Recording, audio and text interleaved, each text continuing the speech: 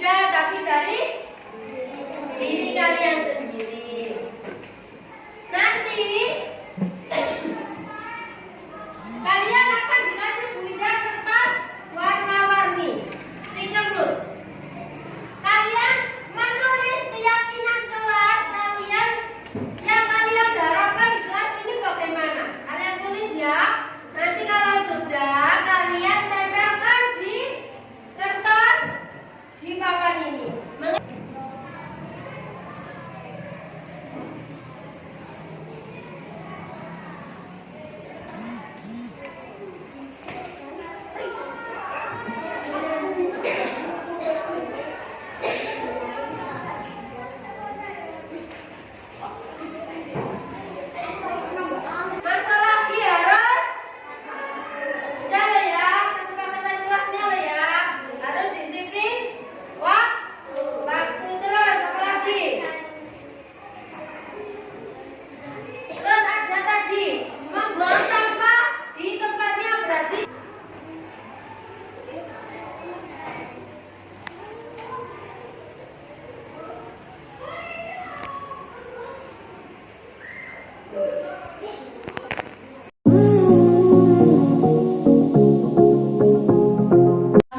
Assalamualaikum warahmatullahi wabarakatuh. Waalaikumsalam warahmatullahi wabarakatuh. Alhamdulillahirabbil alamin wassalatu wassalamu ala asrofil anbiya'i wa mursalin sayyidina wa maulana Muhammadin wa ala alihi wa sahbihi ajmain. Amma ba'du.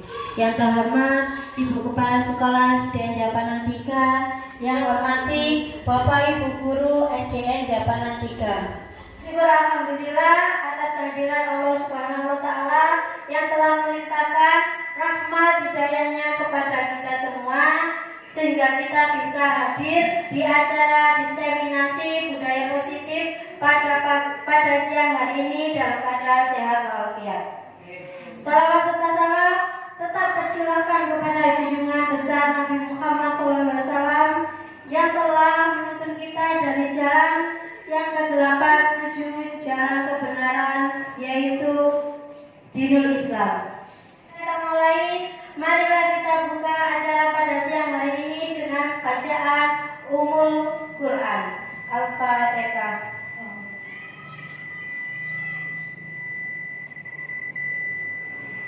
Amin.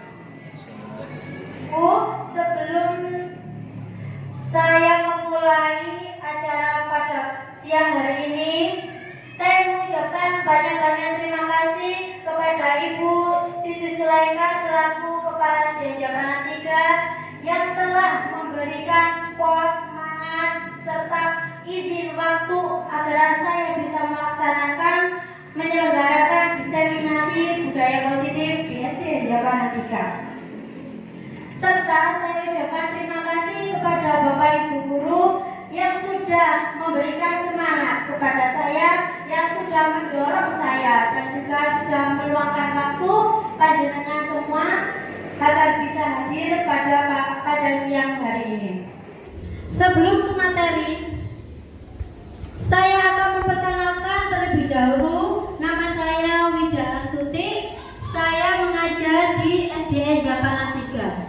Saya berdiri di depan panjenengan ini sebagai calon guru penggerak angkatan 7 Kabupaten Jombang kelas 276. Di sini saya tidak bermaksud menggurui panjenengan semua. Saya tidak bermaksud atau berpikiran saya yang paling hebat atau saya yang paling mengerti materi ini, tidak. Tapi tujuan saya berdiri di sini yang pertama yaitu untuk membuat sebuah hasil nyata sebagai salah satu tugas calon guru penggerak. Yang kedua, saya ingin memberikan sedikit ilmu yang saya peroleh dari pendidikan guru penggerak ini, agar ilmu yang saya peroleh tidak berhenti di saya tetapi bermanfaat untuk panjenengan semua. Yang ketiga, tujuan saya ingin melakukan kolaborasi kerjasama dengan panjenengan semua untuk menciptakan budaya positif di sekolah kita, agar sekolah kita bisa menjadi sekolah yang unggul, yang kreatif, dan bisa menjadikan sekolahan yang menjadi panutan dari sekolah lain. Bapak Ibu, sekarang kita ke materi. Pertama, tujuan pendidikan menurut Ki Hajar Dewantara, yaitu menuntut segala kodrat yang ada pada anak-anak agar mereka dapat mencapai keselamatan dan kebahagiaan yang setinggi-tingginya, baik sebagai manusia maupun sebagai anggota masyarakat. Di sini kunci dari tujuan pendidikan menurut Ki Hajar Dewantara yaitu kata menuntun. Kira-kira Bapak Ibu guru, kata menuntun menurut panjenengan berarti bagaimana Bapak Ibu? Membimbing. Oke, menuntun berarti membimbing, mengarahkan. Baik. Jadi di sini pendidik itu hanya dapat menuntun atau mengarahkan tumbuh atau hidupnya kekuatan kodrat yang ada pada anak-anak agar dapat memperbaiki lakunya hidup dan tumbuhnya kekuatan kodrat anak. Ki Hajar Dewantara juga mengibaratkan pendidik itu sebagai seorang petani, dan lahan atau sawahnya itu sekolahan yang kita buat untuk mengajar. Sedangkan peserta didik yaitu biji-biji tumbuhan yang ditanam oleh seorang petani. Jadi Bapak Ibu, misalnya di sekolahan A ini tanahnya subur, terus pengairannya juga bagus, pencahayaan dari sinar mataharinya juga bagus. Sedangkan di tanah B ini tanahnya gersang, pencahayaannya pun tidak baik, serta pengairannya pun tidak baik. Kira-kira menurut panjenengan, dengan mendapatkan perlakuan yang sama dari petani tersebut, seorang biji tumbuhan tersebut akan tumbuh bagaimana di A dan di B? Berbeda. Ya, sesundi berbeda. Menurut panjenengan mengapa berbeda? Monggo Bu Riris. Menurut saya berbeda karena di sekolahan tadi kan pencahayaannya bagus. Betul. Kalau di sekolah B kan Besar. maka dari itu ya bagus dilihat. Iya, terima kasih Bu Riris.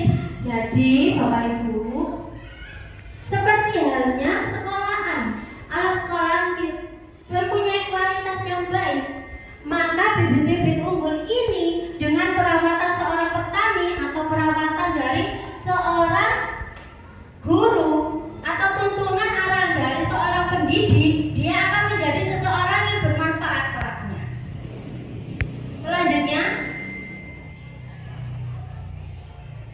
budaya positif. Nilai-nilai keyakinan dan kebiasaan-kebiasaan di sekolah yang berpihak pada murid agar murid dapat berkembang menjadi pribadi yang kritis, penuh hormat dan bertanggung jawab. Kira-kira di sekolah kita apakah sudah melaksanakan budaya positif Bapak Ibu? Ya. Sudah. Seperti bagaimana Bapak Akwali? Membaca Asmaul Husna Oh. pagi, Ya. salaman dengan Bapak Ibu guru, Ya. berdoa. Sholat Tuhan. Terima kasih untuk jawabannya luar biasa. Jadi sebenarnya sekolah kita itu sudah melaksanakan budaya positif. Jadi sekolah kita itu sebenarnya sudah melaksanakan budaya positif. Seperti pembiasaan yang kita laksanakan setiap hari, sholat duha, membaca Asmaul Husna, dan juga menerapkan 5S. Tapi marilah kita maksimalkan budaya positif di sekolahan kita. Nah, ini ada permainan setuju atau tidak setuju. Dari ketiga statement ini, yang pertama, hukuman dapat mendisiplinkan anak. Pemberian hukuman dengan hal positif seperti membaca atau membersihkan halaman sekolah dapat meningkatkan disiplin anak. Memberi penghargaan dapat meningkatkan motivasi belajar anak. Kira-kira panjenengan setuju napa mboten kalian statement ini? Ketiga statement ini, ataukah saya cuma setuju 2 statement saja? Monggo. Kalau menurut saya lebih ke untuk mendisiplinkan kita beri contoh, ya, contoh teladan, bukan hukuman tapi keteladanan dari Bapak Ibu guru sendiri, ya. Karena di pikiran dan benak saya itu kalau kita sendiri memberi teladan, maka mau tidak mau anak akan dengan sendirinya ikut. Ya, kalau hukuman mungkin kata-katanya kok kurang pas gitu, gitu. Ini menurut saya, ini yang dapat saya angkat dari hukuman untuk diganti menjadi keteladanan. Terima kasih. Terima kasih Bapak Abu Wahyu. Dengan hukuman dapat mendisiplinkan anak, tetapi kita membuat suatu keteladanan atau kita memberikan contoh kepada anak-anak. Nanti kita akan menemukan jawabannya, ya, atas statement ini. Sekarang kita ke disiplin positif dan nilai-nilai kebajikan universal. Kita bermain lagi, ya. Kita bermain tentang kegiatan kepalan tangan. Bapak Ibu, saya minta dengan teman sejawat di sebelahnya kita bermain kepalan tangan. Jadi yang ada yang jadi yang A dan B. Yang B, yang A itu mempunyai sesuatu apa? Yang sangat berharga di kepalanya. Dia menulis dari kertas atau mengumpamakan ada sesuatu yang berharga pada dirinya diletakkan di tangannya. Dan yang B itu akan meminta untuk memberikan benda tersebut. Entah itu bagaimana caranya. Monggo Bapak Ibu bermain seperti itu.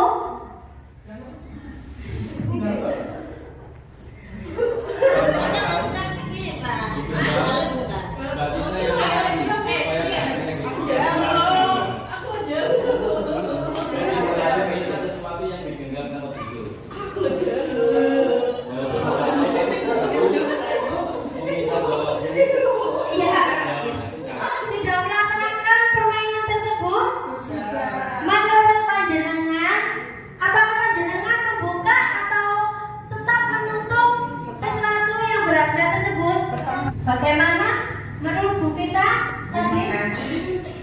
Pada permainan tadi saya tetap memegang apa yang saya pegang. Sekarang mengapa panjenengan kok tetap memegang hal berharga tersebut? Karena bagi saya ini sangat berharga, sehingga saya tidak mau berbagi dengan orang lain. Iya, terima kasih Bu. Bisa tepuk tangan untuk Bu kita dulu. Jadi Bapak Ibu, dari permainan ini kira-kira apa yang kita peroleh? Ya, bagaimana monggo Bu Aziza? Menurut saya karena apa yang bisa memegang kendali atau kontrol untuk membuka atau menutup kepala tangan tersebut adalah diri kita sendiri. Iya. Ini Jadi dari saya. terima kasih. Jadi Bapak Ibu yang bisa mengontrol diri kita sendiri adalah kita sendiri, bukan orang lain. Selanjutnya yaitu disiplin positif. Disiplin dalam budaya kita, makna kata disiplin dimaknai menjadi sesuatu yang dilakukan seseorang pada orang lain untuk mendapatkan kepatuhan. Kita cenderung menghubungkan kata disiplin dengan ketidaknyamanan. Disiplin menurut Ki Hajar Dewantara, di mana ada kemerdekaan, disitulah harus ada disiplin yang kuat. Sesungguhnya disiplin itu bersifat self-discipline, yaitu kita sendiri yang mewajibkan kita dengan sekeras-kerasnya, tetapi itu sama saja tetap, sebab jikalau kita tidak cakap melakukan self-discipline, wajiblah penguasa lain mendisiplinkan kita Saraya Warkada. Jadi Bapak Ibu, di sini Ki Hajar Dewantara menyatakan bahwa untuk mencapai kemerdekaan atau pada konteks pembelajaran kita saat ini yaitu menciptakan suasana yang merdeka dalam pembelajaran, syarat utamanya yaitu kita harus mempunyai disiplin yang kuat. Disiplin di sini yang dimaksud yaitu disiplin diri yang berasal dari diri kita sendiri atau biasa kita sebut motivasi intrinsik. Apabila motivasi intrinsik tersebut tidak kita peroleh, tidak kita punyai, maka kita membutuhkan motivasi eksternal yang berasal dari orang lain atau dari luar. Dengan kata lain, disiplin diri bisa mempelajari bagaimana cara kita mengontrol diri, bagaimana cara kita menguasai diri kita sendiri. Sebagai pendidik, tujuan kita adalah meningkatkan atau menciptakan anak-anak peserta didik yang mempunyai disiplin diri. Mereka bisa berperilaku mengacu pada nilai-nilai kebajikan universal dan mempunyai motivasi intrinsik, bukan ekstrinsik. Selanjutnya, dari tadi saya membicarakan nilai-nilai kebajikan universal. Apa itu nilai-nilai kebajikan universal? Nilai-nilai kebajikan adalah sifat-sifat positif manusia yang merupakan tujuan mulia yang ingin dicapai setiap individu. Setiap perilaku perbuatan memiliki suatu tujuan. Setiap perbuatan kita pastinya memiliki suatu tujuan. Tujuan apa? Yang dari diri kita sendiri. Dengan menaikkan nilai-nilai kebajikan yang diyakini seseorang, maka motivasi intrinsiknya akan terbangun sehingga menggerakkan motivasi dari dalam untuk dapat mencapai tujuan mulia yang diinginkan. Ternyata Bapak Ibu, nilai-nilai kebajikan universal ini sudah melekat pada pembelajaran kita. Sudah terbiasa dengan pembelajaran kita. Biasanya kita sebut dengan profil pelajar Pancasila. Terdapat beberapa elemen di profil pelajar Pancasila. Kapan Bapak Ibu masih ingat? Masih ingat Bapak Ibu profil pelajar Pancasila elemennya ada berapa? 5. Ada 6. Kapan Bapak Ibu? 5. Mandiri, berenang kritis, Berkepentingan global dan kreatif. Ya, ternyata nilai-nilai kebajikan itu sudah kita laksanakan atau sudah melekat pada pembelajaran kita yang biasanya kita gembar-gembarkan dengan profil pelajar Pancasila. Sekarang kita ke teori motivasi, hubungan penghargaan dan institusi. Teori motivasi perilaku manusia. Ada 3 macam teori motivasi. Yang pertama, untuk menghindari ketidaknyamanan atau hukuman. Biasanya seseorang yang mempunyai motivasi ketidaknyamanan atau hukuman, mereka mempunyai angan-angan atau di dalam pikirannya selalu berkata, apa yang akan terjadi apabila saya tidak melakukannya. Seperti biasanya Bu Aziza, biasanya kalau anak-anak mempunyai peraturan kalau nggak bawa peralatan sholat, perlengkapan sholat atau peralatan sholat, nanti dihukum ya besoknya, atau nanti kena hukuman apa. Itu merupakan salah satu motivasi nomor 1 ini. Mereka tidak mempunyai motivasi intrinsik. Mereka hanya termotivasi eksternal. Karena mereka takut akan hukuman, bukan dari dirinya. Oh iya, saya mau membawa peralatan sholat karena itu kebutuhan saya. Tapi mereka takut akan hukuman tersebut. Yang kedua, teori motivasi untuk mendapatkan imbalan dari orang lain atau institusi. Biasanya niki biasane lho nggih. Bapak Ibu guru nggih ngonten. Kalau mau berangkat kemana-mana, nggih, nggih. Apakah perlu suatu imbalan? Nggih. Ikhlas, nggih. Lah itu yang disebut dengan motivasi eksternal. Di setiap dia melangkah, dia berbuat sesuatu. Di benaknya akan terlintas apa yang akan saya dapatkan apabila saya melakukannya. Misalnya seorang anak mengerjakan PR. Aku tak garap PR, wingi katanya Bu Mida kalau mengerjakan PR nilai itu 100. Nanti mendapatkan imbalan. Dia tidak benar-benar ingin mengerjakan PR, tapi dia hanya ingin mendapatkan nilai tersebut. Dan yang terakhir, yang sepatutnya kita punyai yaitu motivasi untuk menghargai diri sendiri. Saya akan menjadi orang yang seperti apa bila saya melakukannya? Ini termasuk motivasi yang berasal dari dalam diri kita sendiri atau motivasi internal yang nantinya akan dapat mewujudkan tujuan dari disiplin positif pada dirinya. Pencapai Bapak Ibu? Betul. Mari kita longgarkan pikiran kita. Saya punya jargon, misalnya saya bilang SDN Japan 3, panjenengan bilang semangat luar biasa, nggih. Biar tidak jenuh. SDN Japan 3, semangat luar biasa. Tepuk tangan untuk kita semuanya. Selanjutnya, dihukum oleh penghargaan. Ini adalah salah satu materi yang paling membuat saya shock di pendidikan guru penggerak. Kenapa? Karena saya juga sering melakukan ini. Saya sering mengatakan pada anak-anak, nanti kalau yang dapat nilai bagus dikasih Bu Wida ini. Nanti yang peringkat 1, 2, 3 dapat hadiah. Ternyata Bapak Ibu, perilaku penghargaan berlaku sama dengan hukuman.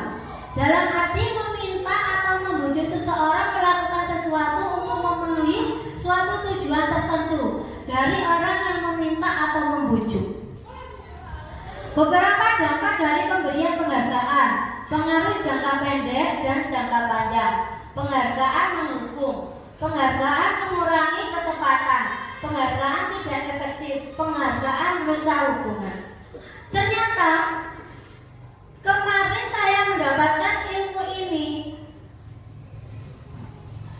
Ternyata saya salah selama ini sistem saya mengajar, karena saya sering memberikan bintang kepada anak-anak atau memberikan suatu imbalan, hadiah agar mereka dapat belajar atau termotivasi. Ternyata itu bukan motivasi dari dirinya, tetapi motivasi eksternal dari orang lain. Nah, di sini ada perbedaan hukuman dan konsekuensi. Yang pertama, hukuman sesuatu yang menyakitkan harus terjadi. Konsekuensi sesuatu harus terjadi. Hukuman itu biasanya berupa fisik. Betul katanya Pak Abu Arif tadi, hukuman itu biasanya berupa fisik. Dan konsekuensi membuat anak merasa tidak nyaman dalam jangka waktu pendek. Hak membenci kedisiplinan, anak menghargai disiplin. Hukuman itu suatu paksaan. Jadi anak itu terhukum itu kepaksaan. Kita memberikan hukuman itu. Tapi kalau konsekuensi itu sebuah stimulus atau tanggapan anak. Dia bagaimana ya setelah melakukan sebuah kesalahan. Hukuman mendorong anak menyakiti diri sendiri.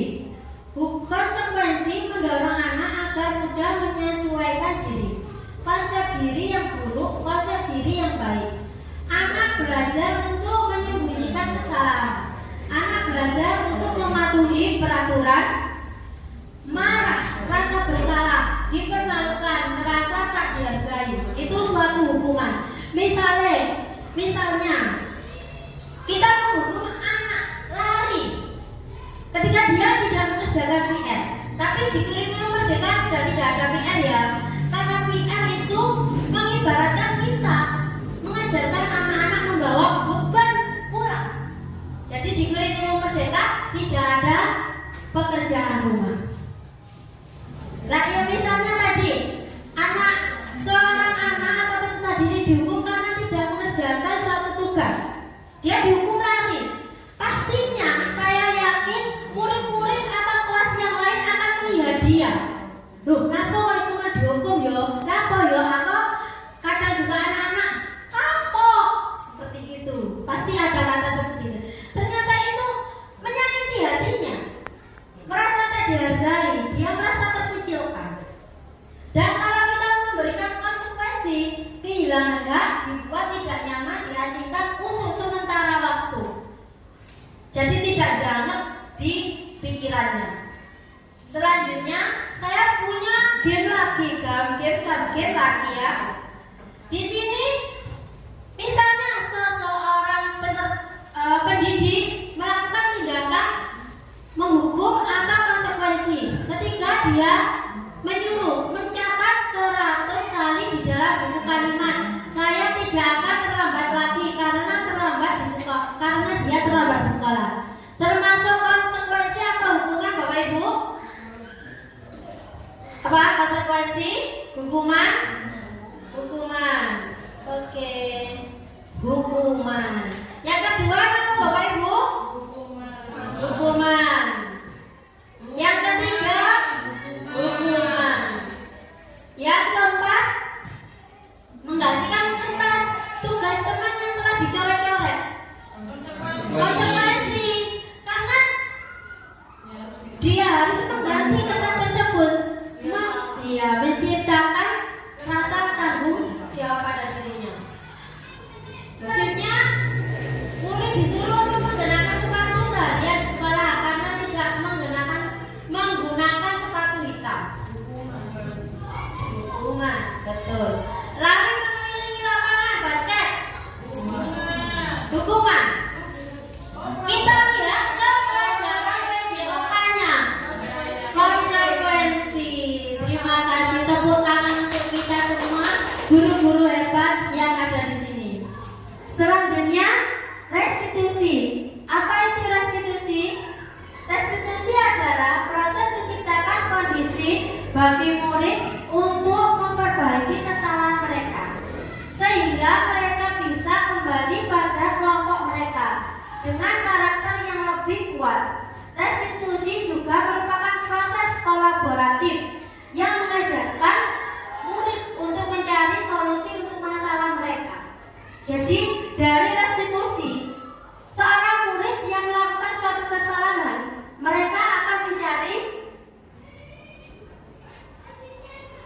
solusinya sendiri dan membantu murid berpikir tentang orang seperti apa yang mereka inginkan kelak dan bagaimana harus memperlakukan orang lain.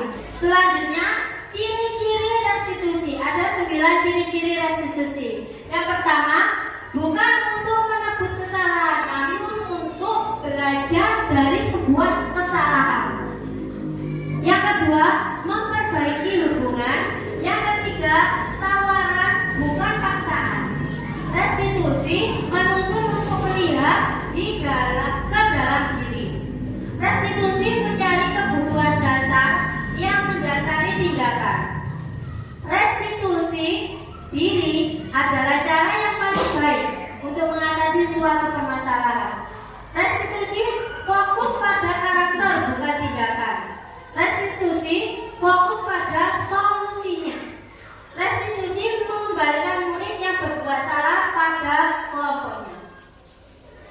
Nah, sekarang kita menuju keyakinan kelas. Bapak Ibu, mengapa keyakinan kelas? Mengapa tidak peraturan kelas? Ketika panjenengan memakai helm di berkendara sepeda motor, kira-kira mengapa? Apa alasan panjenengan memakai helm? Biar tidak ditilang. Supaya selamat di jalan. biar tidak keliber, yaitu termasuk keselamatan. Jadi Bapak Ibu, tujuan panjenengan itu agar selamat. Jadi nilai-nilai keselamatan atau kesehatan yang sudah jenengan yakini di dalam hatinya. Saya memakai helm, engkau selamat. Selamat dari mana? Dari Bapak polisi, betul? Selamat dari matahari. Selamat juga dari Tujuan. dari apa? Dari tujuan ketika kita sudah sampai tujuan. Jadi sebenarnya jenengan itu sudah meyakini dari diri jenengan sendiri. Itulah disebut keyakinan. Nilai-nilai kebajikan universal yang disepakati secara tersirat dan tersurat, lepas dari latar belakang suku, negara, bahasa maupun agama. Bagaimana pembentukan keyakinan kelas? Jadi Bapak Ibu, saya berharap nanti ke depannya setiap kelas membuat keyakinan kelas, bukan peraturan kelas. Kita rubah image kita yang selama ini membuat peraturan yang kita sendiri buat untuk anak-anak. Tetapi kalau keyakinan kelas kita buat bersama-sama dengan murid yang kita sepakati dan kita lakukan bersama-sama. Nanti anak-anak akan berbicara sendiri apabila kalian tidak melakukannya apa yang kita sepakati. Mereka akan bicara sendiri dan saya yakin mereka akan bertanggung jawab. Jadi bagaimana pembuatan keyakinan kelas? Yang pertama, lebih abstrak dari peraturan. Pertanyaan bersifat universal, dibuat dalam bentuk positif. Sedikit saja akan mudah diingat. Sesuai dengan kondisi kelas. Semua warga sekolah atau kelas dilibatkan dalam membuat. Jadi semuanya dan ditandatangani oleh wali kelas serta ketua kelas untuk membuat kesepakatan tersebut. Bapak Ibu, saya kemarin juga sudah melaksanakan. Ini salah satu contoh kegiatan saya membuat keyakinan kelas di kelas 4. Panjenengan bisa melihat di channel YouTube saya Mama Ida Putri ya. Jangan lupa di-subscribe ya.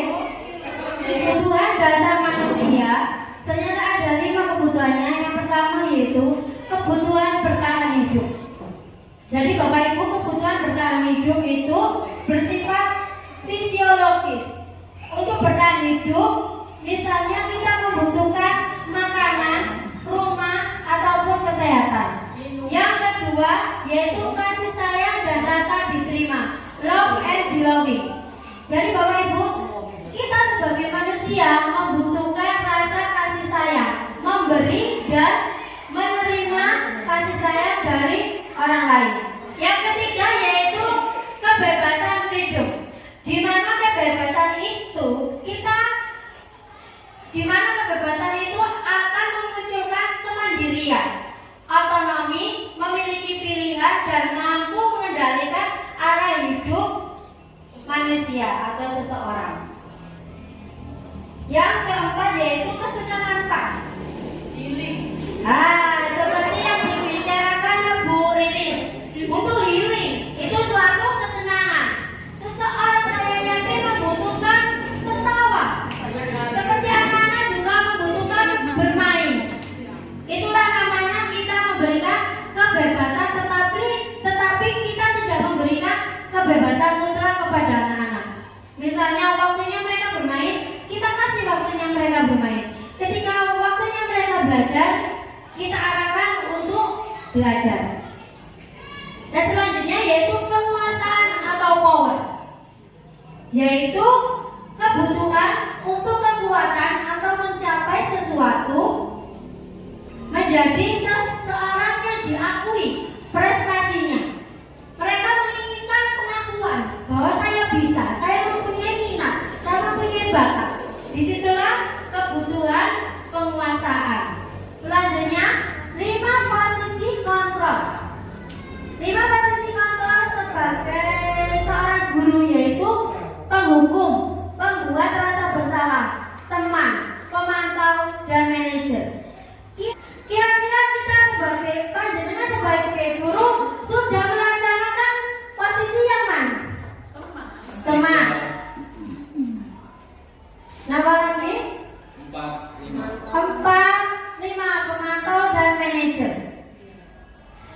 bedah satu-satu.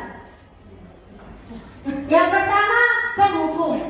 Seseorang penghukum bisa melakukan hubungan fisik maupun verbal.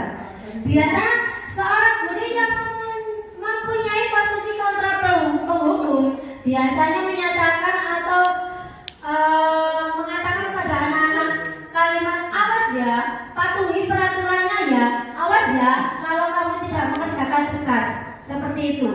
Dan yang kedua yaitu membuat rasa bersalah. Pada posisi ini biasanya guru akan bersuara lebih lembut, tetapi mengena di hatinya anak. Oh alah kok gini ya. Biasanya guru itu mengatakan, gimana sih kamu itu? Kasihan orang tuamu kalau kamu melakukan kesalahan terus.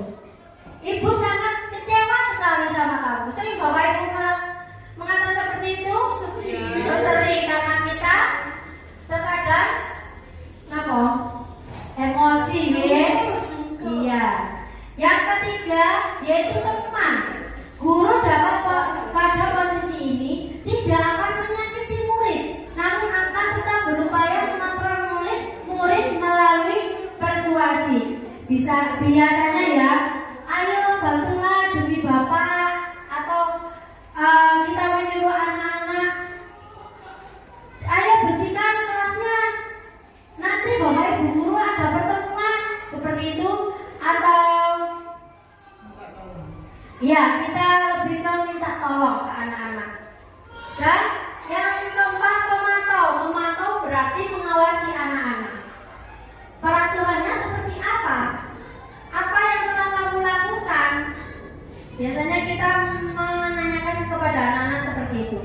Dan yang terakhir adalah manajer.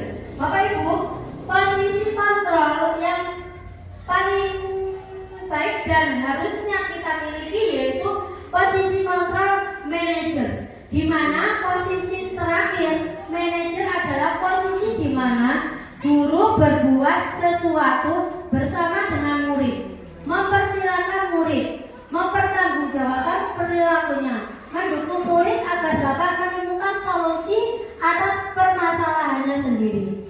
Biasanya kita menyelesaikan permasalahannya dengan anak-anak, bukan kita langsung menghukum anak-anak, tapi kita mencari dari mana, kenapa permasalahan tersebut bisa terjadi, dan mereka menemukan solusinya.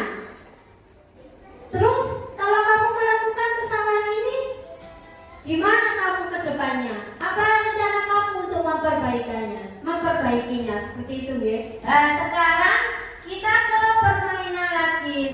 Sebelum kita ke slide selanjutnya, kita keluarkan jargon kita nggih. SDN yang paling tinggal. Semangat. Luar biasa, tepuk tangan untuk kita semua. Yang pertama, kira-kira posisi kontrol apa? Saya kecewa sekali dengan kamu. Orang merasa bersalah. Penghukum, kita lihat. Membuat orang merasa bersalah. Yang kedua, kamu tidak pernah benar melakukannya. Kita lihat penghukum. Dan yang ketiga, ayolah lakukan demi ibu atau bapak. Tadi bagaimana? Kalau yang meminta Teman. iya.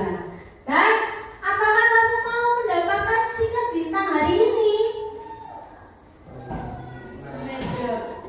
Kita lihat pemantau. Dan bagaimana kamu bisa menyelesaikan masalah ini? Manajer. Kita tidak menghukumnya. Kamu selalu yang paling terakhir. Membuat penghukum. Jadi biasanya kata-kata itu juga sering kita ucapkan deh. Saya juga seperti itu. Kamu selalu yang paling terakhir ketika ada seorang anak yang telah mengerjakan atau tidak selesai karena dia bergurau terus di kelasnya. Sebelum kita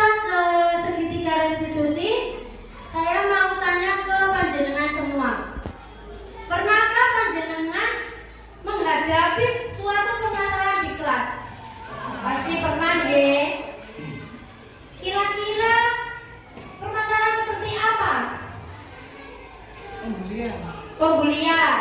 Terus bagaimana? Bertengkar. Mengganggu teman. Mengganggu teman. Bagaimana panjenengan menyelesaikan permasalahan tersebut? Yang saya lakukan adalah memanggil anak-anak bermasalah tersebut ke kantor atau ke tempat yang tidak diketahui teman-teman. Iya, terima kasih Bu Vita.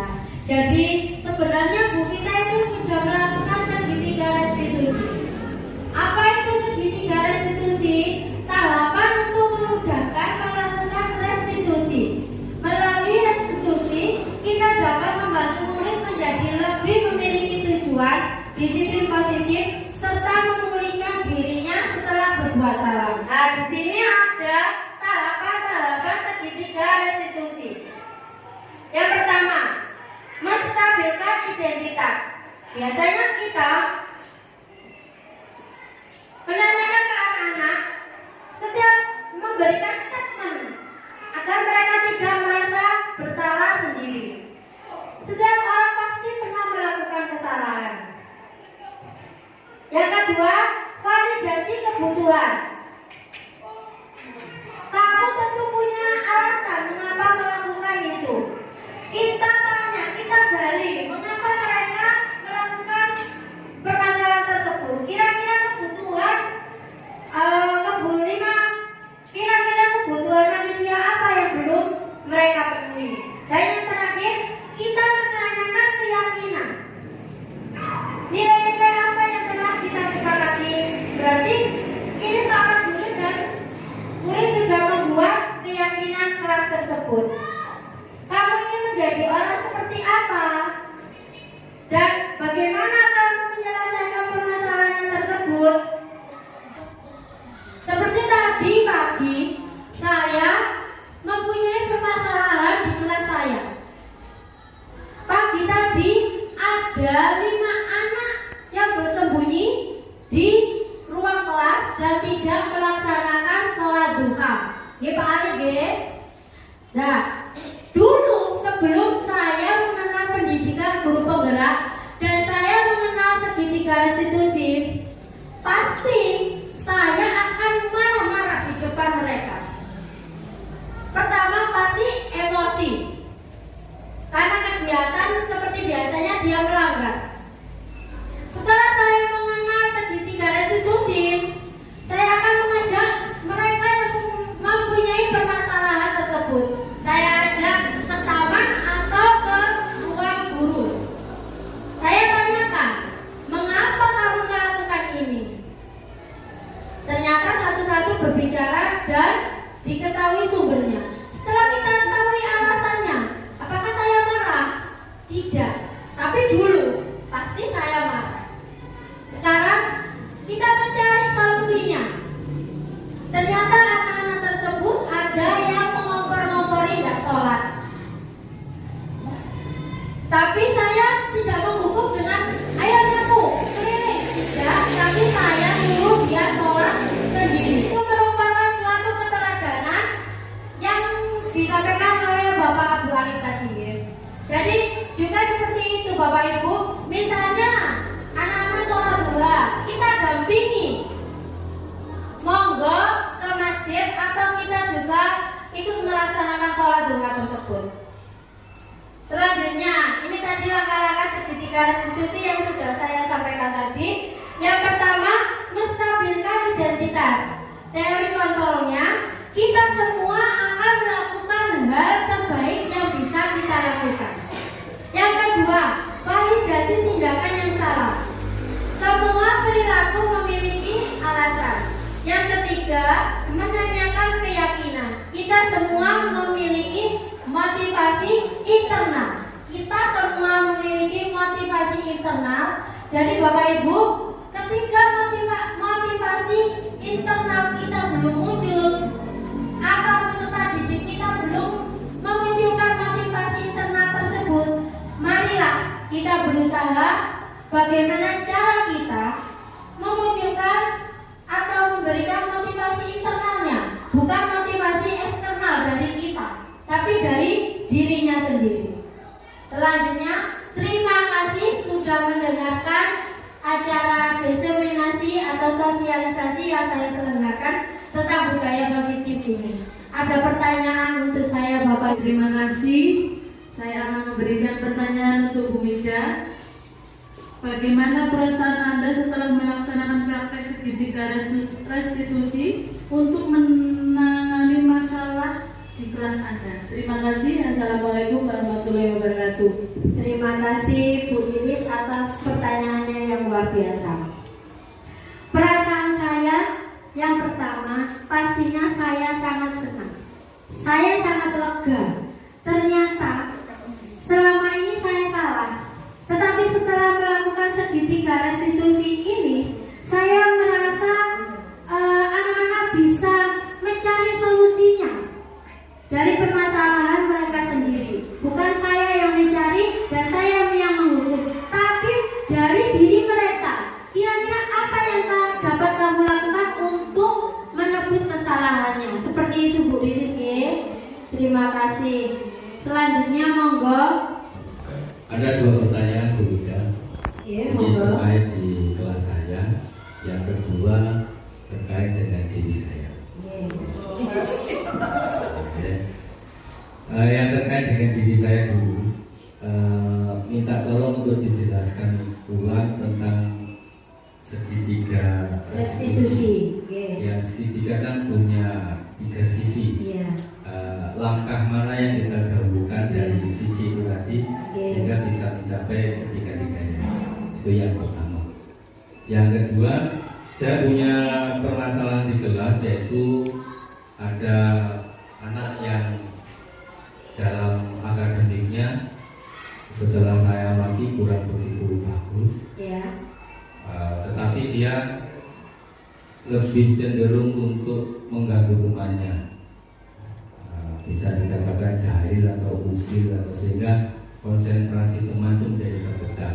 Nah, bagaimana cara menerapkan segitiga restitusi ini untuk menangani siswa di kelas saya? Terima kasih. Iya, terima kasih untuk Bapak Abu Halim.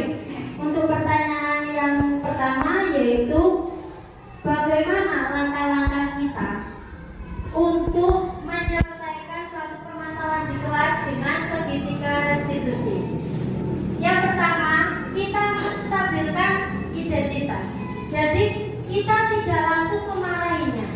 Kita ajak dia ke suatu tempat atau siswa yang mempunyai permasalahan tadi ke tempat yang sepi. Jadi kita tidak menyelesaikan permasalahan itu di depan kelas, di depan teman-temannya. Karena itu akan menimbulkan rasa malu yang ada pada dirinya. Yang pertama, kita menstabilkan identitas. Biasanya kita menanyakan atau memberikan statement kepada anak tersebut. Setiap orang pasti pernah melakukan kesalahan. Jadi kita tidak langsung menghukum. Kita imbangkan dulu. Kita berikan suatu arahan. Kamu bukan satu-satunya yang pernah melakukan itu. Jadi dia tidak merasa terbebani atau salah. Yang kedua yaitu validasi kebutuhan. Kamu tentu punya alasan mengapa melakukan hal tersebut. Kita gali alasannya. Kenapa tadi kamu membuli? Kenapa tadi kamu menjahili temanmu? Oh, alasannya ternyata ini. Oh, jadi ada suatu kebutuhan manusia yang belum dia penuhi. Yang ketiga, menanyakan keyakinan. Sebelum menanyakan keyakinan ini, sebenarnya kita sudah membuat suatu keyakinan kelas yang saya tunjukkan tadi. Jadi kita bisa menanyakan anak tersebut yang mempunyai permasalahan. Kira-kira kan sudah membuat keyakinan kelas, kenapa dilanggar? Keyakinan kelas mana yang belum kamu penuhi? Setelah itu kita stabilkan lagi, menanyakan lagi keyakinannya, membuat mereka mencari solusi yang terbaik untuk dirinya. Setelah ini, apa yang akan kamu lakukan untuk memperbaiki kesalahanmu? Jadi bukan kita yang menentukan, ayo sampai memang salah ya, ono mayu, ayo ono bersihkan. Tapi dia sendiri yang, oh iya Bu, saya tadi salah. Jadi sekarang apa yang akan kamu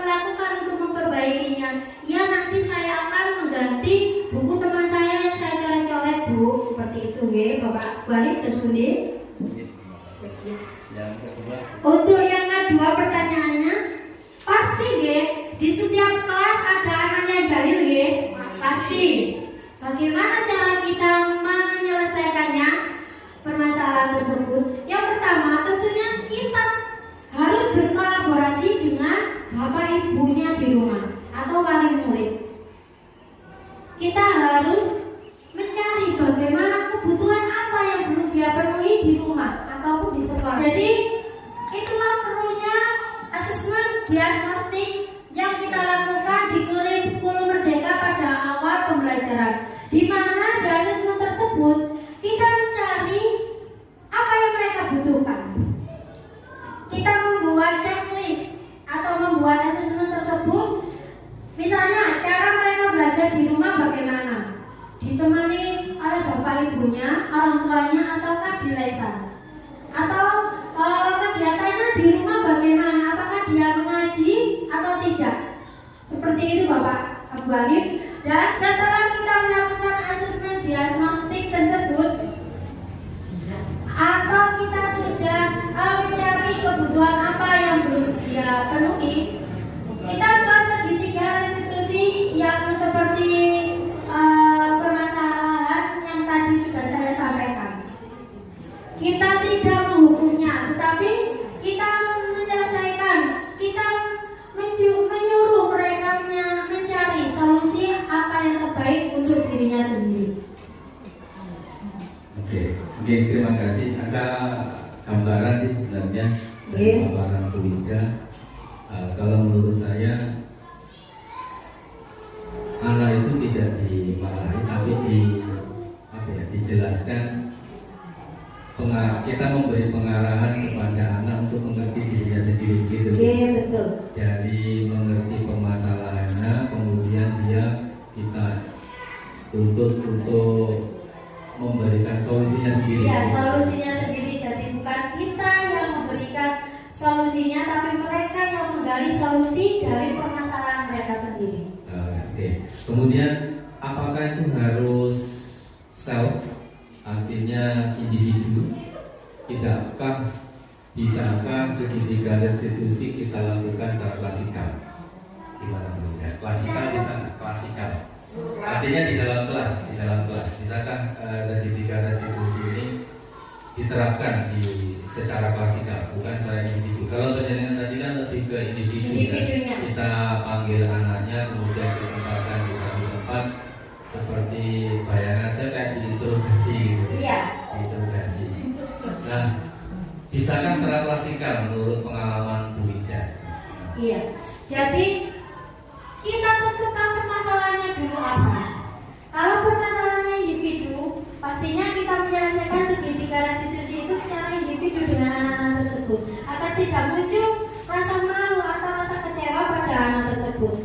Kalau permasalahannya satu kelas full, ya, misalnya satu kelas mendapat permasalahan tersebut yang bermasalah satu kelas itu bisa kita laksanakan secara klasikal. Oke, tapi tetap mengacu pada segitiga restitusi. Betul. Kita tetap mengacu pada segitiga restitusi di mana mereka mencari solusinya sendiri. Oke, terima kasih Bu Wida.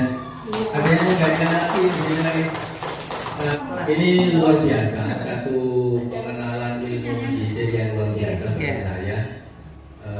Segitiga restitusi sebenarnya sudah saya lakukan sih, cuman Iya. hanya istilahnya saja. Iya, betul. Kita kembali yang ke pertama Bu Wida nih. Apa tadi yang istilahnya membuat ditulis bersama, kesepakatan tadi? Keyakinan kelas. Ya, keyakinan kelas itu ditulis atau tidak? Iya. Keyakinan kelas itu seperti contoh anak-anak kita kasih kertas, kita tempelkan, mereka membuat sendiri. Kira-kira maunya apa kelas ini? Kelas impian apa yang kalian inginkan? Ternyata mereka membuat sendiri, terus ditempel di situ. Kita singkatkan atau kita rumuskan. Jadilah keyakinan kelas seperti itu. Kita tulis, terus disepakati dengan cara ada tanda tangan wali kelas dan ketua kelas. Jadi mereka dari anak-anak sendiri, bukan saya yang membuat. Jadi ya, keyakinan kelas namanya. Oke, keyakinan Kalau kelas. hampir sama dengan kesepakatan kelas dulu. Iya, betul. Jadi saya yakin semua Bapak Ibu guru itu sudah melakukan segitiga restitusi. Saya yakin pasti. Tapi istilahnya saja, oke? Oke? Ada pertanyaan lagi? Terima kasih Bu, luar biasa. Tepuk tangan untuk kita semua.